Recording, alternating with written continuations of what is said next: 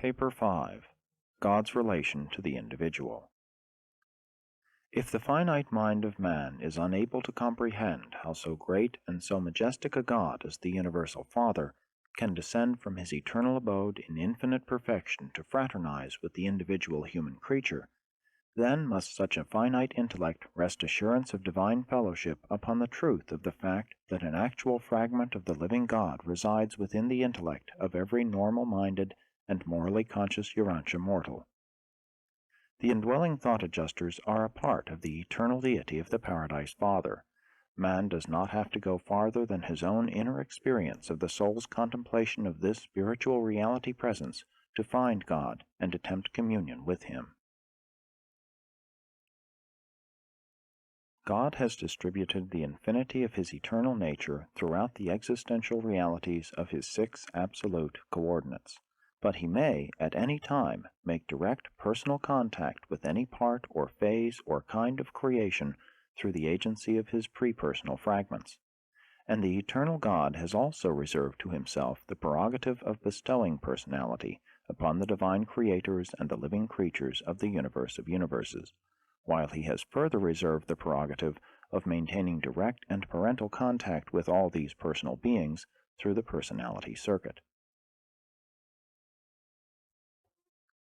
1. The approach to God. The inability of the finite creature to approach the infinite Father is inherent not in the Father's aloofness, but in the finiteness and material limitations of created beings. The magnitude of the spiritual difference between the highest personality of universe existence and the lower groups of created intelligences is inconceivable. Were it possible for the lower orders of intelligence to be transported instantly into the presence of the Father himself, they would not know they were there. They would there be just as oblivious to the presence of the Universal Father as where they now are. There is a long, long road ahead of mortal man before he can consistently and within the realms of possibility ask for safe conduct into the paradise presence of the Universal Father. Spiritually, man must be translated many times before he can attain a plane that will yield the spiritual vision which will enable him to see even any one of the 7 master spirits. Our Father is not in hiding. He is not in arbitrary seclusion. He has mobilized the resources of divine wisdom in a never-ending effort to reveal himself to the children of his universal domains. There is an infinite grandeur and an inexpressible generosity connected with the majesty of his love, which causes him to yearn for the association of every created being who can comprehend, love, or approach him. And it is, therefore, the limitations inherent in you, inseparable from your finite personality and material existence, that determine the time and place and circumstances in which you may achieve the goal of the journey of mortal ascension and stand in the presence of the Father at the center of all things. Although the approach to the paradise presence of the Father must await your attainment of the highest finite levels of spirit progression, you should rejoice in the recognition of the ever-present possibility of immediate communion with the bestowal spirit of the Father, so intimately associated with your inner soul and your spiritualizing self. The mortals of the realms of time and space may differ greatly in innate abilities and intellectual endowment. They may enjoy environments exceptionally favorable to social advancement and moral progress, or they may suffer from the lack of almost every human aid to culture and supposed advancement in the arts of civilization. But the possibilities for spiritual progress in the ascension career are equal to all. Increasing levels of spiritual insight and cosmic meanings are attained quite independently of all such socio-moral differentials of the diversified material environments on the evolutionary worlds. However Urantia mortals may differ in their intellectual, social, economic, and even moral opportunities and endowments, forget not that their spiritual endowment is uniform and unique. They all enjoy the same divine presence of the gift from the Father, and they are all equally privileged to seek intimate personal communion with this indwelling spirit of divine origin, while they may all equally choose to accept the uniform spiritual leading of these mystery monitors.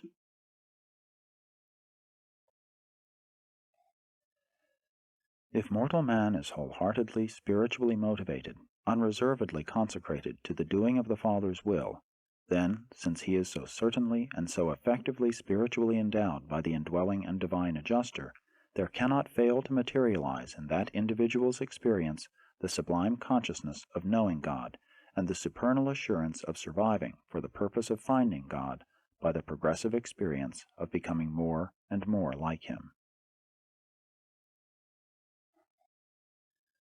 Man is spiritually indwelt by a surviving thought adjuster. If such a human mind is sincerely and spiritually motivated, if such a human soul desires to know God and become like Him, honestly wants to do the Father's will, there exists no negative influence of mortal deprivation, nor positive power of possible interference, which can prevent such a divinely motivated soul from securely ascending to the portals of paradise. The Father desires all His creatures to be in personal communion with Him. He has on paradise a place to receive all those whose survival status and spiritual nature make possible such attainment. Therefore, settle in your philosophy now and forever. To each of you and to all of us, God is approachable. The Father is attainable. The way is open. The forces of divine love and the ways and means of divine administration are all interlocked in an effort to facilitate the advancement of every worthy intelligence of every universe to the paradise presence of the Universal Father.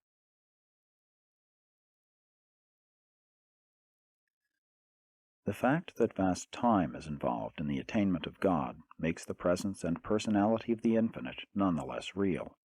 Your ascension is a part of the circuit of the 7 superuniverses, and though you swing around it countless times, you may expect, in spirit and in status, to be ever swinging inward. You can depend upon being translated from sphere to sphere, from the outer circuits ever nearer the inner center, and some day, doubt not, you shall stand in the divine and central presence and see Him, figuratively speaking, face to face. It is a question of the attainment of actual and literal spiritual levels, and these spiritual levels are attainable by any being who has been indwelt by a mystery monitor and who has subsequently eternally fused with that thought adjuster.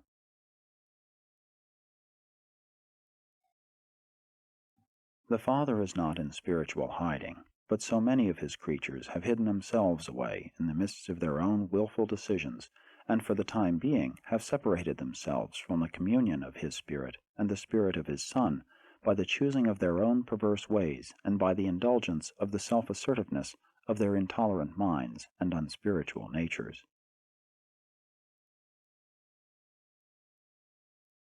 Mortal man may draw near God, and may repeatedly forsake the divine will, so long as the power of choice remains.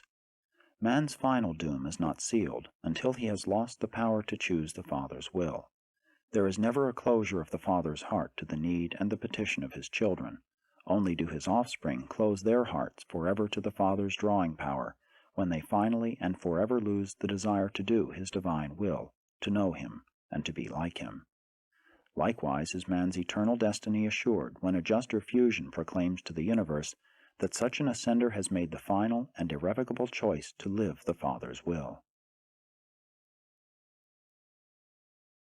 The great God makes direct contact with mortal man and gives a part of His infinite and eternal and incomprehensible self to live and dwell within him. God has embarked upon the eternal adventure with man. If you yield to the leadings of the spiritual forces in you and around you, you cannot fail to attain the high destiny established by a loving God as the universe goal of His ascendant creatures from the evolutionary worlds of space.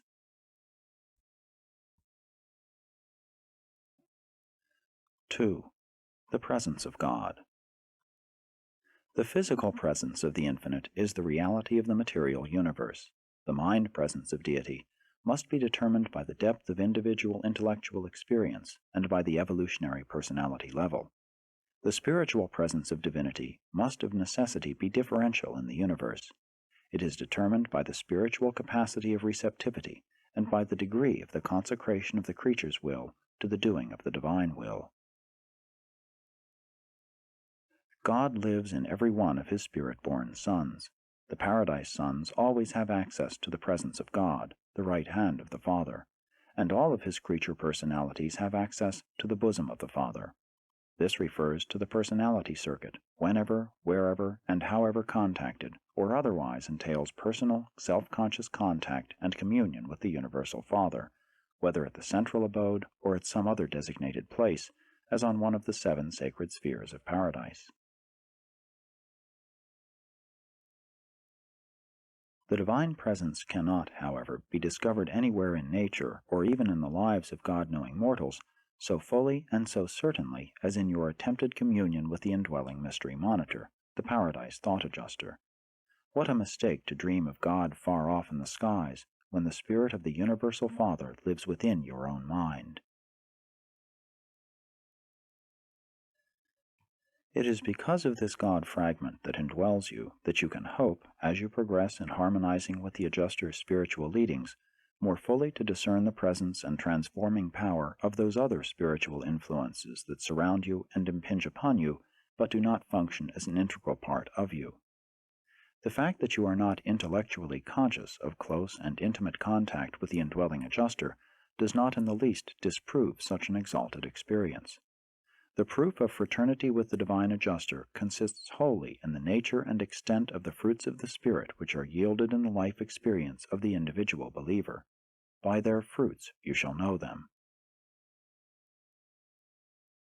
It is exceedingly difficult for the meagerly spiritualized, material mind of mortal man to experience marked consciousness of the spirit activities of such divine entities as the Paradise Adjusters. As the soul of joint mind and adjuster creation becomes increasingly existent, there also evolves a new phase of soul consciousness which is capable of experiencing the presence and of recognizing the spirit leadings and other supermaterial activities of the mystery monitors. The entire experience of adjuster communion is one involving moral status, mental motivation, and spiritual experience. The self-realization of such an achievement is mainly, though not exclusively, limited to the realms of soul consciousness, but the proofs are forthcoming and abundant in the manifestation of the fruits of the Spirit in the lives of all such inner spirit contactors. 3. True worship. Though the paradise deities, from the universe standpoint, are as one, in their spiritual relations with such beings as inhabit Urantia, they are also 3 distinct and separate persons. There is a difference between the Godheads in the matter of personal appeals, communion, and other intimate relations. In the highest sense, we worship the Universal Father and Him only. True, we can and do worship the Father as He is manifested in His Creator sons, but it is the Father, directly or indirectly, who is worshipped and adored. Supplications of all kinds belong to the realm of the Eternal Son and the Son's spiritual organization. Prayers, all formal communications, everything except adoration and worship of the Universal Father, are matters that concern a local universe. They do not ordinarily proceed out of the realm of the jurisdiction of a Creator Son. But worship is undoubtedly encircuited and dispatched to the person of the Creator by the function of the Father's personality circuit. We further believe that such registry of the homage of an adjuster indwelt creature is facilitated by the Father's spirit presence. There exists a tremendous amount of evidence to substantiate such a belief, and I know that all orders of Father fragments are empowered to register the bona fide adoration of their subjects acceptably in the presence of the Universal Father. The adjusters undoubtedly also utilize direct pre-personal channels of communication with God, and they are likewise able to utilize the spirit gravity circuits of the Eternal Son.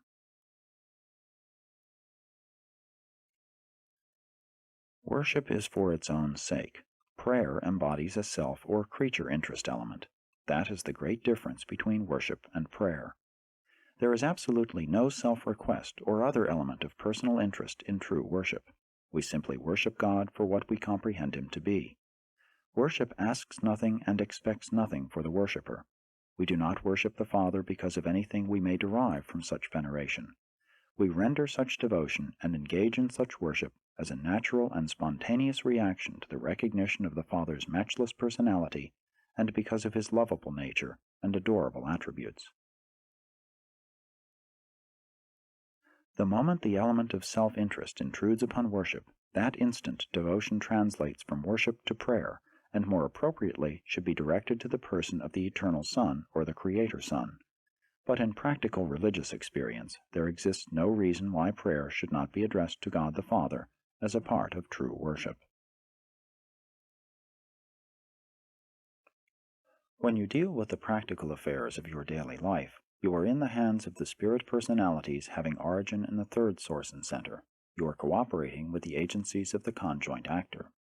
And so it is, you worship God, pray to and commune with the Son, and work out the details of your earthly sojourn in connection with the intelligences of the infinite Spirit operating on your world and throughout your universe. The Creator or Sovereign Sons who preside over the destinies of the local universes stand in the place of both the Universal Father and the Eternal Son of Paradise. These universe sons receive in the name of the Father the adoration of worship and give ear to the pleas of their petitioning subjects throughout their respective creations. To the children of a local universe, a Michael Son is, to all practical intents and purposes, God. He is the local universe personification of the Universal Father and the Eternal Son. The Infinite Spirit maintains personal contact with the children of these realms through the universe spirits, the administrative and creative associates of the Paradise Creator Sons. Sincere worship connotes the mobilization of all the powers of the human personality under the dominance of the evolving soul and subject to the divine directionization of the associated thought adjuster. The mind of material limitations can never become highly conscious of the real significance of true worship. Man's realization of the reality of the worship experience is chiefly determined by the developmental status of his evolving immortal soul. The spiritual growth of the soul takes place wholly independently of the intellectual self-consciousness. The worship experience consists in the sublime attempt of the betrothed adjuster to communicate to the Divine Father the inexpressible longings and the unutterable aspirations of the human soul, the conjoint creation of the God-seeking mortal mind and the God-revealing immortal adjuster. Worship is, therefore, the act of the material mind's assenting to the attempt of its spiritualizing self, under the guidance of the associated spirit, to communicate with God as a faith son of the Universal Father. The mortal mind consents to worship. The immortal soul craves and initiates worship. The divine adjuster presence conducts such worship in behalf of the mortal mind and the evolving immortal soul. True worship, in the last analysis, becomes an experience realized on four cosmic levels: the intellectual, the morontial, the spiritual, and the personal, the consciousness of mind, soul, and spirit, and their unification in personality.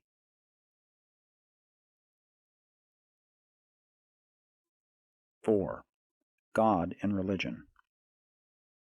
The morality of the religions of evolution drives men forward in the God quest by the motive power of fear.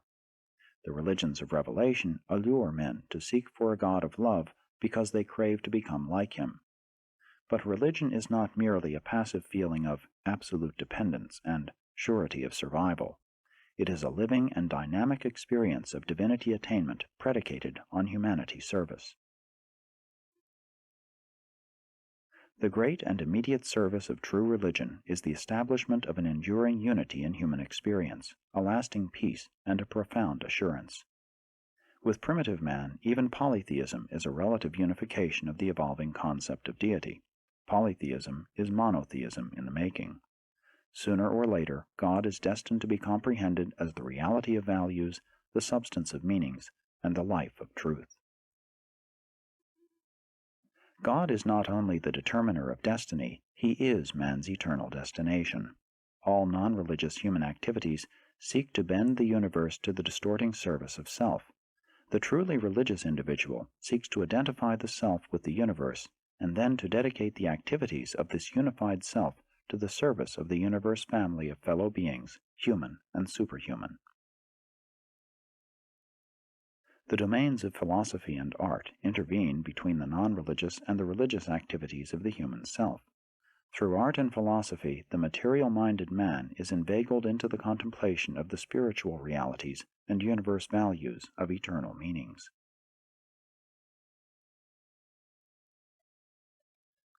All religions teach the worship of deity and some doctrine of human salvation.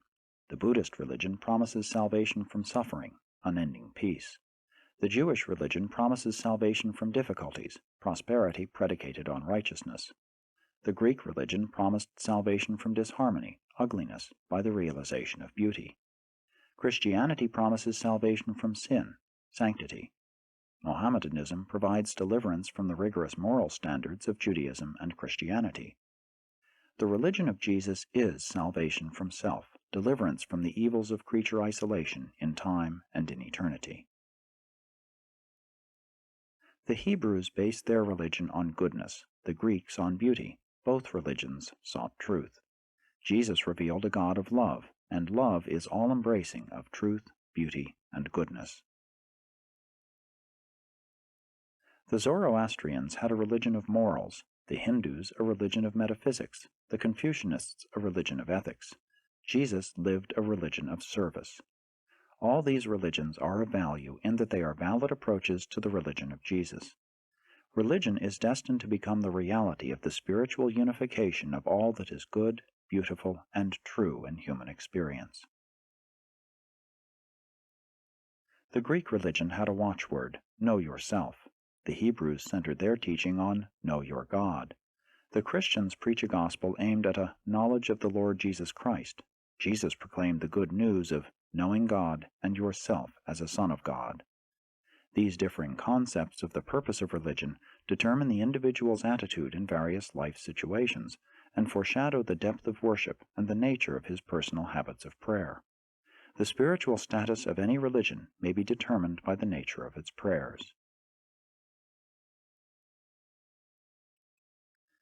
The concept of a semi-human and jealous God is an inevitable transition between polytheism and sublime monotheism. An exalted anthropomorphism is the highest attainment level of purely evolutionary religion. Christianity has elevated the concept of anthropomorphism from the ideal of the human to the transcendent and divine concept of the person of the glorified Christ, and this is the highest anthropomorphism that man can ever conceive. The Christian concept of God is an attempt to combine three separate teachings. 1. The Hebrew concept, God as a vindicator of moral values, a righteous God. 2. The Greek concept, God as a unifier, a God of wisdom. 3. Jesus' concept, God as a living friend, a loving Father, the divine presence. It must therefore be evident that composite Christian theology encounters great difficulty in attaining consistency. This difficulty is further aggravated by the fact that the doctrines of early Christianity were generally based on the personal religious experience of three different persons: Philo of Alexandria, Jesus of Nazareth, and Paul of Tarsus. In the study of the religious life of Jesus, view him positively. Think not so much of his sinlessness as of his righteousness, his loving service. Jesus upstepped the passive love disclosed in the Hebrew concept of the Heavenly Father to the higher active and creature-loving affection of a God who is the Father of every individual, even of the wrongdoer.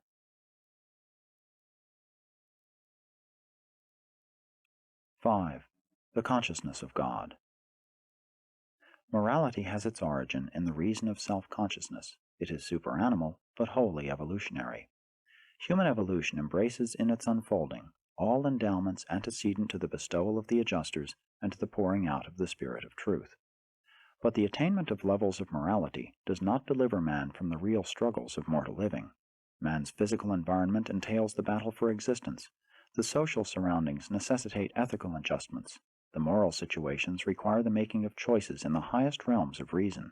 The spiritual experience, having realized God, demands that man find him and sincerely strive to be like him.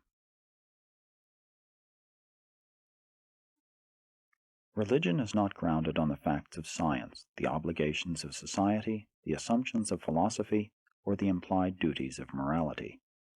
Religion is an independent realm of human response to life situations and is unfailingly exhibited at all stages of human development which are post-moral.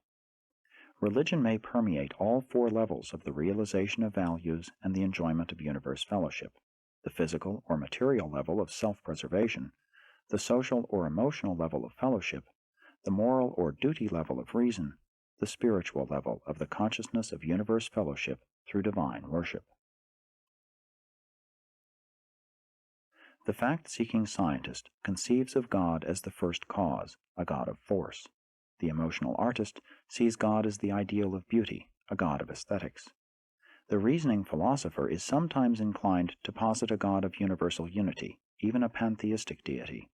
The religionist of faith believes in a God who fosters survival, the Father in heaven, the God of love. Moral conduct is always an antecedent of evolved religion, and a part of even revealed religion, but never the whole of religious experience. Social service is the result of moral thinking and religious living. Morality does not biologically lead to the higher spiritual levels of religious experience. The adoration of the abstract beautiful is not the worship of God. Neither is exaltation of nature, nor the reverence of unity, the worship of God. Evolutionary religion is the mother of the science, art, and philosophy which elevated man to the level of receptivity to revealed religion, including the bestowal of adjusters and the coming of the Spirit of Truth. The evolutionary picture of human existence begins and ends with religion, albeit very different qualities of religion, one evolutional and biological, the other revelational and periodical. And so, while religion is normal and natural to man, it is also optional. Man does not have to be religious against his will. Religious experience, being essentially spiritual, can never be fully understood by the material mind, hence the function of theology, the psychology of religion. The essential doctrine of the human realization of God creates a paradox in finite comprehension. It is well nigh impossible for human logic and finite reason to harmonize the concept of divine immanence, God within and a part of every individual, with the idea of God's transcendence, the divine domination of the universe of universes. These two essential concepts of deity must be unified in the faith grasp of the concept of the transcendence of a personal God and in the realization of the indwelling presence of a fragment of that God, in order to justify intelligent worship and validate the hope of personality survival. The difficulties and paradoxes of religion are inherent in the fact that the realities of religion are utterly beyond the mortal capacity for intellectual comprehension. Mortal man secures three great satisfactions from religious experience, even in the days of his temporal sojourn on earth. 1. Intellectually, he acquires the satisfactions of a more unified human consciousness. 2. Philosophically, he enjoys the substantiation of his ideals of moral values. 3. Spiritually, he thrives in the experience of divine companionship, in the spiritual satisfactions of true worship. God consciousness, as it is experienced by an evolving mortal of the realms, must consist of three varying factors, three differential levels of reality realization. There is first the mind consciousness, the comprehension of the idea of God. Then follows the soul consciousness, the realization of the ideal of God. Last dawns the spirit consciousness, the realization of the spirit reality of God. By the unification of these factors of divine realization, no matter how incomplete, the mortal personality at all times overspreads all conscious levels with the realization of the personality of God.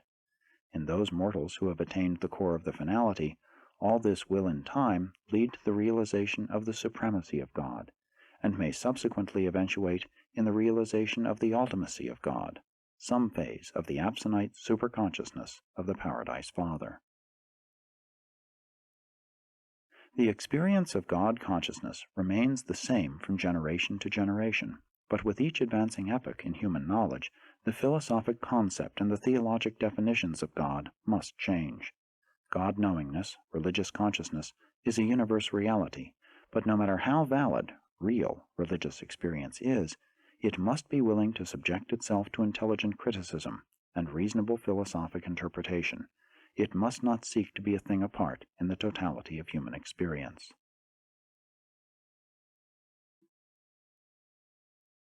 Eternal survival of personality is wholly dependent on the choosing of the mortal mind, whose decisions determine the survival potential of the immortal soul.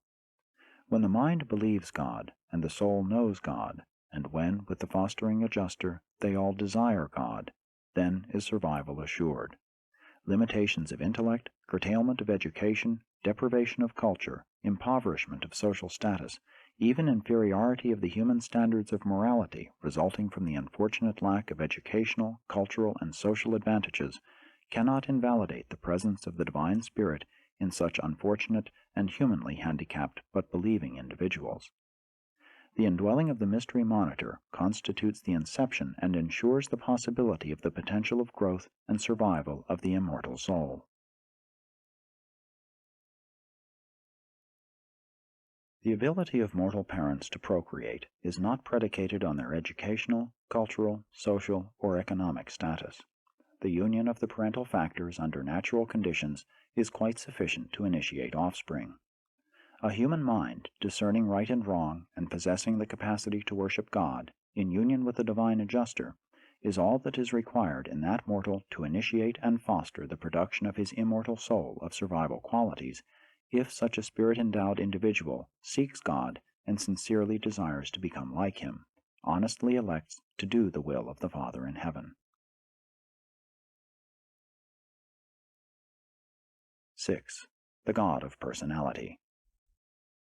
The Universal Father is the God of personalities, the domain of universe personality from the lowest mortal and material creature of personality status to the highest persons of creator dignity and divine status, has its center and circumference in the Universal Father.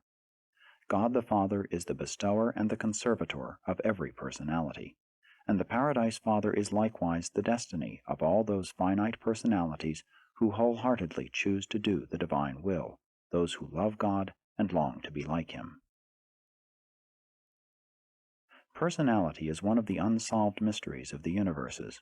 We are able to form adequate concepts of the factors entering into the makeup of various orders and levels of personality, but we do not fully comprehend the real nature of the personality itself.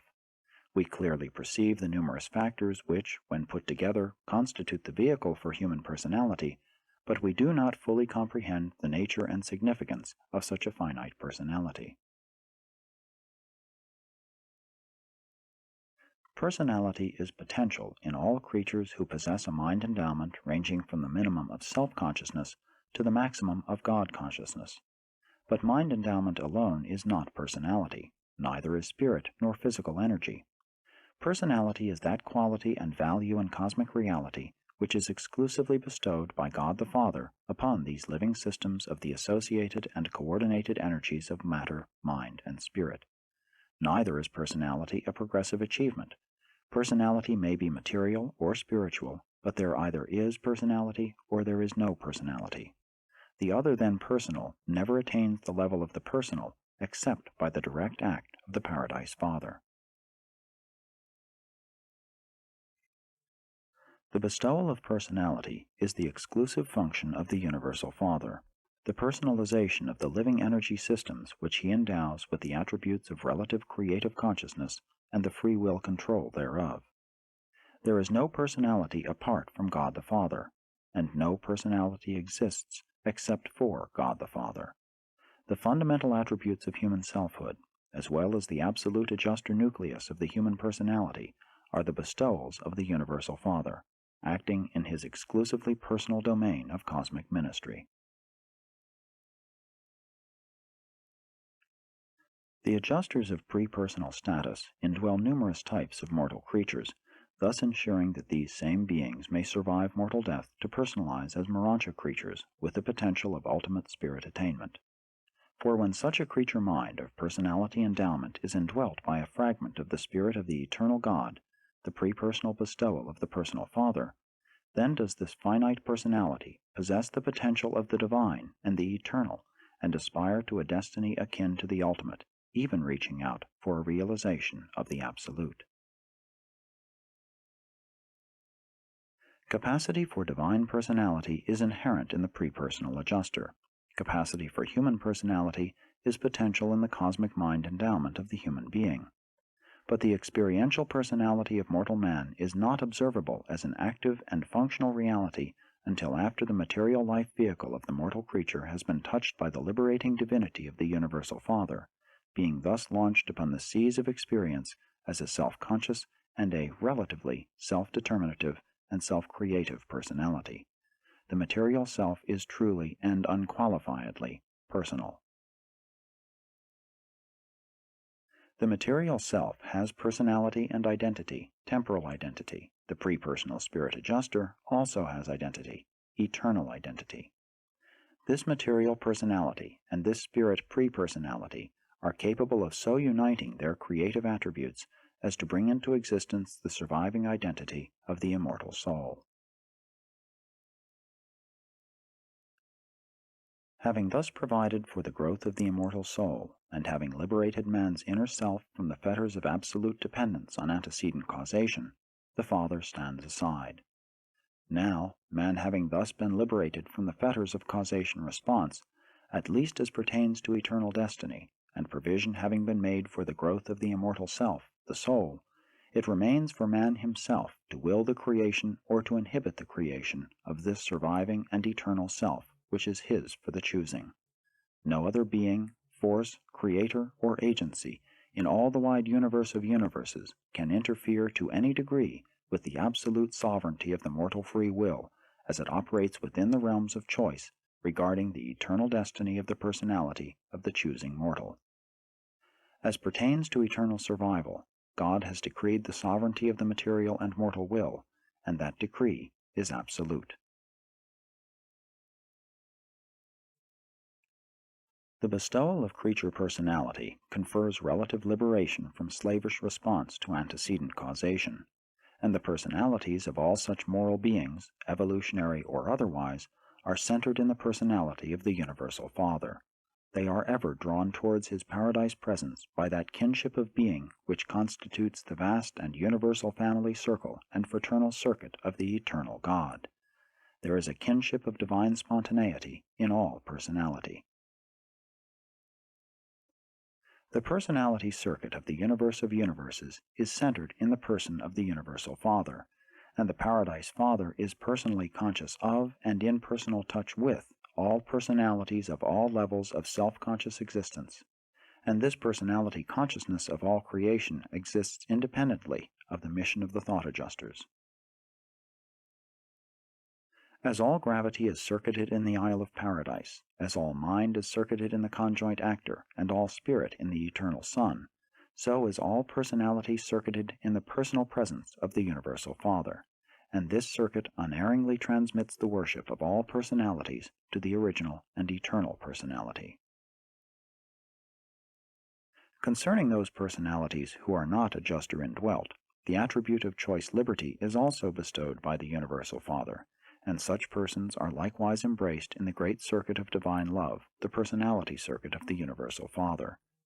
God provides for the sovereign choice of all true personalities. No personal creature can be coerced into the eternal adventure. The portal of eternity opens only in response to the free will choice of the free will sons of the God of free will. And this represents my efforts to present the relation of the living God to the children of time. And when all is said and done, I can do nothing more helpful than to reiterate that God is your universe Father, and that you are all his planetary children. This is the fifth and last of the series presenting the narrative of the Universal Father by a divine counselor of Uversa.